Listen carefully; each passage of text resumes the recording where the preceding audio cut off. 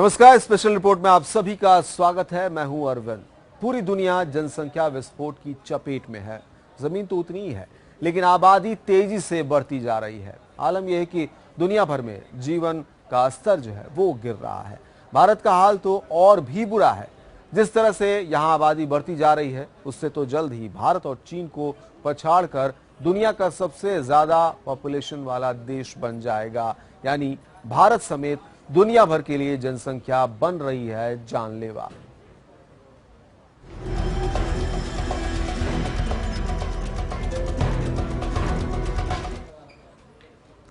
तो जनसंख्या के मामले में उत्तर प्रदेश का बुरा हाल है। भारत की जनसंख्या जिस रफ्तार से बढ़ रही है, उस रफ्तार से कहीं आगे है यूपी में जनसंख्या के बढ़ने की दर।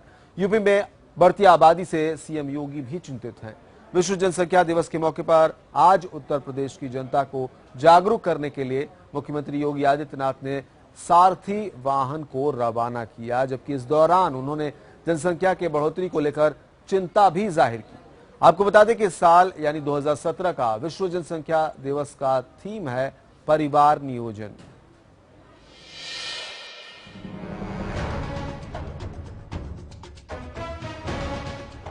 बढ़ती जनसंख्या और उसके दुष्प्रभाव को बताने के लिए आज मुख्यमंत्री आवास से जनसंख्या जागरूकता रैली को सीएम योगी आदित्यनाथ ने झंडा दिखाकर रवाना किया। जनसंख्या जागरूकता रैली के दौरान बढ़ती जनसंख्या के खतरे और परिवार नियोजन के महत्व को इन बैनरों को लिए छात्र छात्राओं ने रैली निकाली। इस रैली में मोटरसाइकिल सवार, पैरामेडिकल कॉलेजों के छात्र छात्राएं, कई अलग अलग संस्थानों के वॉलंटियर और प्रतिनिधियों ने भाग लिया। रैली के शुभारंभ और समापन स्थल पर एक हस्ताक्षर अभियान भी चलाया गया। जागरूकता रैली निकाली गई है। आप देख सकते हैं कि तमाम स्कूल के छात्र छात्राएं जो हैं वो इस रैली के साक्षी बने हुए हैं, इस रैली में शामिल हैं। और मंच पे आप देख सकते हैं कि मुख्यमंत्री योगी आदित्यनाथ, रीता बहुगुणा जोशी, स्वाति सिंह, इसके अलावा महेंद्र सिंह और सिद्धार्थनाथ सिंह, ये पूरी की पूरी टीम जो है वो मंच पर मौजूद है। और विश्व जागरूकता, आबादी जागरूकता को लेकर के कहीं ना कहीं एक तरीके से ये मुहिम छेड़ी गई है। छोटा परिवार सुखी परिवार, बड़ा परिवार दुखी परिवार, ये स्लोगन और होर्डिंग बच्चे जो है अपने हाथों में लिए जा रहे हैं। कहीं ना कहीं साफ तौर पर जाहिर हो रहा है कि इस योजना के जरिए इस शुभारंभ करने की कोशिश की जा रही है कि जनसंख्या पे किसी भी तरीके से रोक लगाई जाए। यहाँ पर यह भी बताया गया, मुख्यमंत्री ने अपने भाषण में साफ तौर पर संबोधन में कहा कि किसान जो है वो अन्न उगाता है, लेकिन जो जनसंख्या का काफी बढ़ता हुआ ग्राफ है वो कहीं ना कहीं दिक्कत पैदा करता है। तो इसको लेकर के जनसंख्या पर काबू करने की आवश्यकता है। निश्चित तौर पर अपने आप में ये खास तरीके की एक मुहिम शुरू की गई है।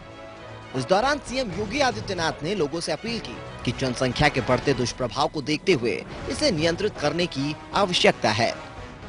जनसंख्या का स्त्रीकरण न केवल समाज के स्वस्थ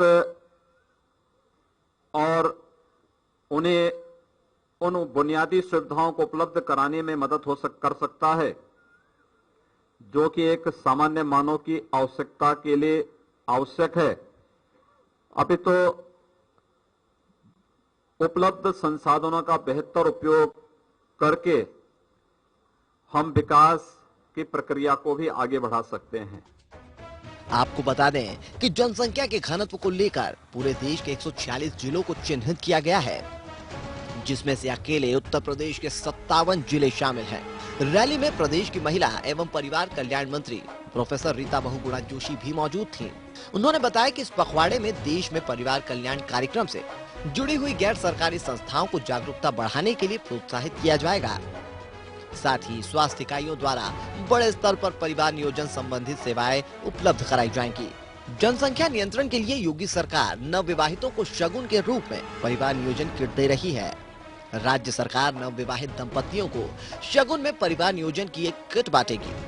इस किट के जरिए फैमिली प्लानिंग, 2 बच्चों के जन्म के बीच का अंतर जैसी जरूरी विषय को लेकर लोगों को जानकारी दी जाएगी। नई योजना मिशन परिवार विकास का उद्घाटन आज यानी विश्व जनसंख्या दिवस के मौके पर किया गया। देखिए, विश्व जनसंख्या दिवस से पूरे विश्व में इस बात का एक आभास है और एहसास है कि हमें अपनी पृथ्वी की जो संपदा है उसके अनुरूप अपनी जनसंख्या को रखना होगा। और भारतवर्ष जो कि सबसे बड़ा लोकतंत्र है, इसकी जनसंख्या सर्वाधिक है। अभी तो चीन हमसे आगे है, परंतु अगले 10-12 वर्षों में भारत विश्व का सबसे ज्यादा जनसंख्या वाला देश हो जाएगा। और हमारी जो संपदा है वो उसके बराबर मैच नहीं कर पा रही है।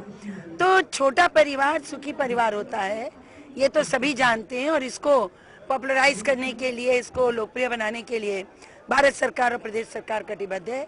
पूरे देश में 146 ऐसे जिले चिन्हित किए गए हैं जहां पर की जनसंख्या बहुत तेजी से बढ़ रही है। जनसंख्या को लेकर सारे देश गंभीरता से सोच रहे हैं। जनसंख्या के लिहाज से चीन पहले पायदान पर मौजूद है, जबकि इसके ठीक बाद भारत का नंबर आता है। इस लिहाज से अब सरकारों को इस मसले पर गंभीरता से सोचने की जरूरत है। अगर समय रहते जनसंख्या वृद्धि पर रोक नहीं लगाई गई तो इसके दुष्परिणाम देखने को मिलेंगे। विक्रम मिश्रा, एपीएन, लखनऊ। तो जनसंख्या भारत के लिए जानलेवा बनती जा रही है और ये सही है कि भारत तेजी से तरक्की कर रहा है, लेकिन उसकी रफ्तार से बढ़ रही है जनसंख्या उस तरक्की की रफ्तार को रोक नहीं पा रही है, रोक रही है। और जहां पर रफ्तार ये रुक रही है, भले ही चीन से विकास के मामले में काफी पीछे है, लेकिन भारत की जनसंख्या चीन को पछाड़ने के लिए बेताब है और वो दिन दूर नहीं जब भारत की जनसंख्या चीन से ज्यादा होगी। 1947 में भारत की आबादी 34.20 करोड़ थी, यानी 34 करोड़ 20 लाख, जो अब 1 अरब 25 करोड़ से ऊपर पहुंच चुकी है। इतना नहीं, आपको सुनकर हैरत होगी, लेकिन जनसंख्या के हिसाब से भारत में दुनिया के कई देश बसते हैं।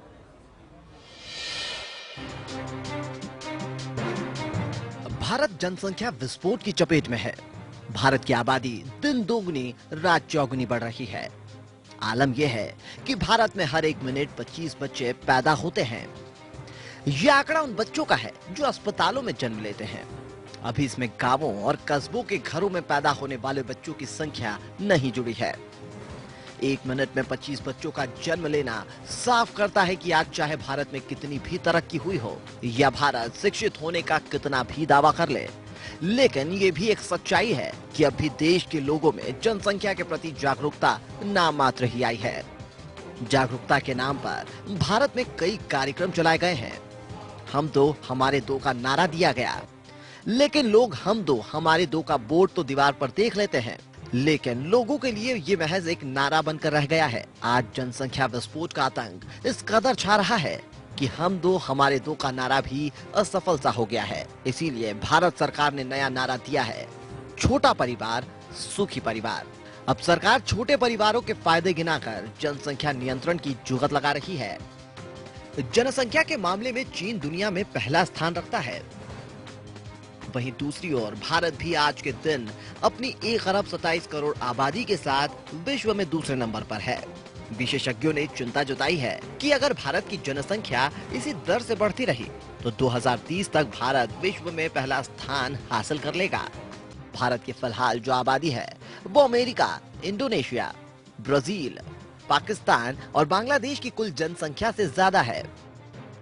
गौर करने लायक बात यह है कि भारत के कई राज्य विकास में भले ही पीछे हों, लेकिन उनकी जनसंख्या विश्व के कई देशों की जनसंख्या से ज्यादा है। तमिलनाडु की जनसंख्या फ्रांस की जनसंख्या से ज्यादा है, तो वहीं ओडिशा अर्जेंटीना से आगे है। मध्य प्रदेश की जनसंख्या थाईलैंड से ज्यादा है, तो महाराष्ट्र मैक्सिको के बराबर आता है। प्रदेश ने ब्राजील को पीछे छोड़ा तो राजस्थान ने इटली को पछाड़ा है। गुजरात ने दक्षिण अफ्रीका और पश्चिम बंगाल ने वियतनाम को पीछे छोड़ा है। यही नहीं, भारत के छोटे छोटे राज्य जैसे झारखंड, उत्तराखंड, केरल, आसाम ने भी कई देशों जैसे युगांडा, ऑस्ट्रिया, कनाडा, उज्बेकिस्तान को बहुत पीछे छोड़ दिया है। अपनी इस उपलब्धि के साथ ये कह सकते हैं कि भारत में जनसंख्या के आधार पर विश्व के कई देश बसते हैं, लेकिन ये भी सच है कि भारत के पास विश्व का मात्र 2.4% क्षेत्र है, यानी संसाधनों के मामले में हम कहीं ज्यादा पीछे हैं। ऐसे में वक्त है बढ़ती आबादी के प्रति जागरूक होने का, नहीं तो एक दिन ऐसा भी आ सकता है कि जब जनसंख्या विस्फोट से देश तबाह हो जाएगा। Bureau report, APN. तो विश्व जनसंख्या दिवस के मौके पर मशहूर रेसलर गीता फोगाट ने हम दो हमारे दो की शपथ ली और लोगों से भी ऐसा ही करने की अपील की। मैंने मेरे पति के साथ में शपथ ली है कि हम 2 ही बच्चे करेंगे और मैं सभी नागरिकों से सभी भारत के नागरिकों से मैं अपील करना चाहती हूँ कि आप भी इस मुहिम में जुड़िए और आप भी इसका समर्थन कीजिए। आप भी 2 बच्चे से ज़्यादा बच्चे पैदा ना करें और मेरी राज्य सरकारों से और से भी यही अपील है कि इसके लिए एक सख्त कानून बनाने की ज़रूरत है, जो कि एक बार जो कि चाइना में भी बनाया गया था, जिससे उनका जनसंख्या नियंत्रण में हुआ। और तो हमारे देश में भी ऐसे कानून बनाने की ज़रूरत है। तो बढ़ती आबादी भारत ही नहीं पूरी दुनिया के लिए चिंता का सबब है। संयुक्त राष्ट्र द्वारा जारी की गई एक रिपोर्ट के मुताबिक वैश्विक स्तर पर घटते प्रजनन दर के बावजूद 2050 तक विश्व की आबादी 9.8 अरब हो जाने की उम्मीद है। आबादी हर साल करीब 8.3 करोड़ बढ़ रही है, यानी पूरी दुनिया जनसंख्या विस्फोट की ओर बढ़ रही है। तेजी से फैल रही इंसानी आबादी अब मानव अस्तित्व के लिए खतरे की घंटी बन गई है। 11 जुलाई 1987 को जब इंसानी आबादी ने 500 करोड़ के आंकड़े को छू लिया तो सारी दुनिया के चेहरे पर चिंता की लकीरें खिंच गई। लिहाजा 11 जुलाई को 1987 को विश्व जनसंख्या दिवस मनाने का फैसला लिया गया।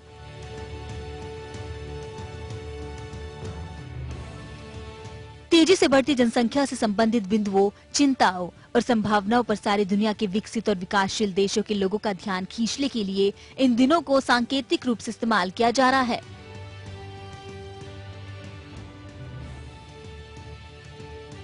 सन 1950 में दुनिया की आबादी 250 करोड़ थी, जो कि मात्र 37 सालों में दोगुनी हो गई। साल 1987 में मनाए गए विश्व जनसंख्या दिवस का फोकस आपात परिस्थितियों से पीड़ित जनसंख्या था। संयुक्त राष्ट्र के अनुमानों की बात की जाए तो दुनिया की कुल आबादी 702.3 करोड़ के आंकड़े को पार कर चुकी है। इस आबादी का 60% एशिया महाद्वीप में रहता है। चीन और भारत की संयुक्त आबादी विश्व की आबादी का लगभग 37% है।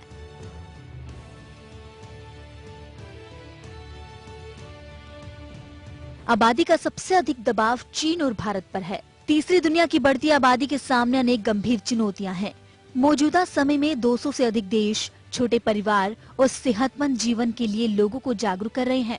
जनसंख्या दिवस का प्रमुख संदेश है परिवार नियोजन का महत्व, पुरुष महिलाओं प्रसूताओं की सेहत और मानवाधिकार। भारत जैसे देश में जहां पर 10.69 करोड़ लोगों के सामने 2 जून की रोटी जुटाने की समस्या हो, विश्व जनसंख्या दिवस का संदेश बेहद ही महत्वपूर्ण है। जनगणना रिपोर्ट 2011 के आंकड़े बताते हैं कि भारत में शहरी और ग्रामीण परिवारों की कुल संख्या 24.49 करोड़ है। इनमें से 17.91 करोड़ परिवार गांव में रहते हैं। उनमें से 10.69 करोड़ अति गरीब की श्रेणी में आते हैं। लगभग 54% के पास 1 या फिर 2 कमरे का मकान और 13.25% के पास केवल 1 कमरे का मकान है। लगभग 5.37 करोड़ ग्रामीण भूमिहीन आबादी मेहनत मजदूरी पर निर्भर है। इन आंकड़ों की मदद से गरीब और अति गरीब परिवारों की सुविधाओं, जीवन स्तर और जीवन के अधिकार की हकीकत का अंदाजा लगाया जा सकता है।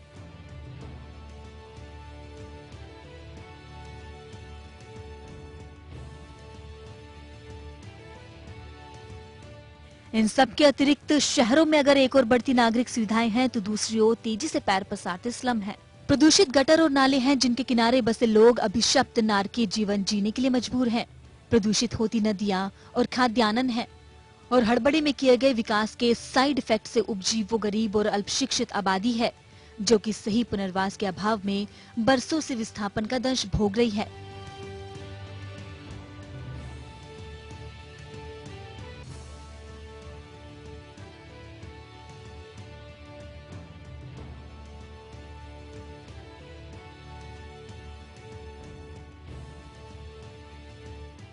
विश्व जनसंख्या दिवस हमें याद दिलाता है कि भारत की सुविधा विहीन गरीब परिवारों की राह में नागरिक सुविधाओं की गंभीर कमी है।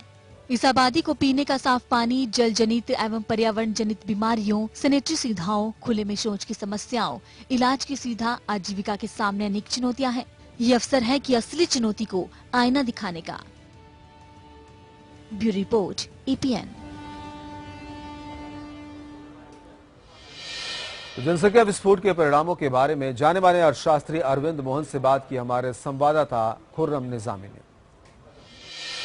आबादी जिस रफ्तार से बढ़ रही है उस रफ्तार से अगर लगातार आबादी बढ़ती रही तो हम बहुत जल्दी चीन को भी पीछे कर देंगे। और इस तरीके से अगर हम बात करें इकोनॉमिकल सेक्टर की तो उसमें क्या फर्क पड़ेगा, इस पूरे मसले बात करने का हमारे मौजूद हैं इकोनॉमिस्ट अरविंद मोहन साहब। अरविंद जी, हम बात करें अगर इस तरीके से आबादी बढ़ती रही तो जॉब अपॉर्चुनिटीज़ हैं, रिसोर्सेज हैं, इन पर क्या फ़र्क पड़ेगा, कैसे देखते हैं आप? देखिए, इसके दो पहलू हैं, एक पॉजिटिव है और एक नेगेटिव है। नेगेटिव पहलू की अगर पहले बात करें तो कहीं ना कहीं जैसे जैसे जनसंख्या बढ़ेगी, जैसे जब हम आज़ाद हुए, जब से प्लानिंग शुरू की 1950-51 से, तब से लगातार हिंदुस्तान में अगर आप देखें तो अस्पतालों की संख्या कई गुना बढ़ गई, स्कूलों की संख्या कई गुना बढ़ गई, कृषि में हमने हज़ारों हज़ार करोड़ रुपए इन्वेस्ट कर दिए, लेकिन जनसंख्या उससे ज़्यादा तेज़ी से बढ़ी। हमारी ज़रूरतें, चाहे वो स्कूल की हों, चाहे अस्पताल की हों या दूसरी ज़रूरतें हों, वो उससे कई गुना तेज़ी से बढ़ी और हम दौड़ते तो तेज थे लेकिन फिर भी पीछे रह जाते थे। ये इसका नेगेटिव साइड है। पॉपुलेशन जब बढ़ेगी, हमारी ज़रूरतें बढ़ेंगी, हमारा एक्सपेंडिचर और इन्वेस्टमेंट की रिक्वायरमेंट बढ़ेगी, ये पहला सच है। दूसरा सच है कि अगर आप 1980 से देखें, ये पॉजिटिव साइड है। 1980 से अगर देखें तो हिंदुस्तान की जो ग्रोथ है दुनिया में वन ऑफ द फास्टेस्ट है। 80 के दशक में हम 5% से ग्रो कर रहे हैं, 90 के दशक में हम 6.3% से ग्रो कर रहे हैं और इस शताब्दी के पहले दशक में करीब 7.2-7.3% से हम ग्रो किए हैं। इसमें निवेश की बड़ी भूमिका रही है। अगर आप इस शताब्दी के शुरुआत के दौर में देखें, 2008 तक की पिक्चर देखें, जब वैश्विक मंदी हुई इससे पहले तक, तो लगभग 37% जो टोटल हमारा जीडीपी था उसका 37% हम निवेश कर रहे थे और इस 37% में से सिर्फ 1.5% विदेशी निवेश था, 35.5% करीब हमारा अपना निवेश था।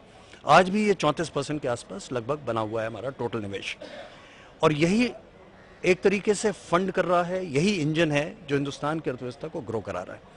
इतना निवेश आ कहां से रहा है? इसमें जनसंख्या की भूमिका बहुत महत्वपूर्ण है। विशेष रूप से हम इसको डेमोग्राफिक डिविडेंड एक वर्ड यूज करते हैं कि क्योंकि हमारी जनसंख्या बड़ी है और उसमें यंग पॉपुलेशन है, जो 15 से 60 वर्ष की जनसंख्या है, ये हमारी बड़ी जनसंख्या है। दूसरे शब्दों में जो डिपेंडेंट पॉपुलेशन है, ओल्ड लोग जो हैं, वृद्ध लोग हैं और बच्चे, इनकी जनसंख्या तुलनात्मक तौर पे कम है और जो अर्निंग हैंड्स हैं उनकी जनसंख्या हमारी बड़ी है। ये डेमोग्राफिक डिविडेंड क्रिएट कर देती है, यहीं से सेविंग्स जनरेट होती हैं और निवेश जनरेट होता है।